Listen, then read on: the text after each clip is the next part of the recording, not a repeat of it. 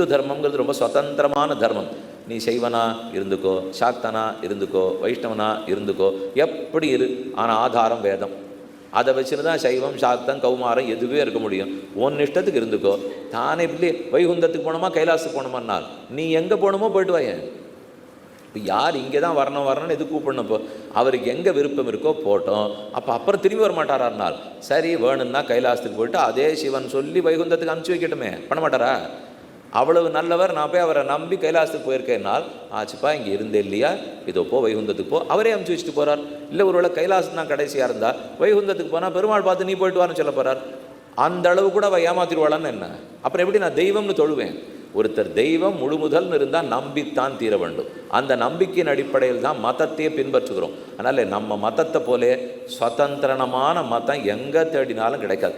அதனால தான் இதில் மட்டும்தான் நாஸ்திகனும் உண்டு, ஆஸ்திகனும் உண்டு.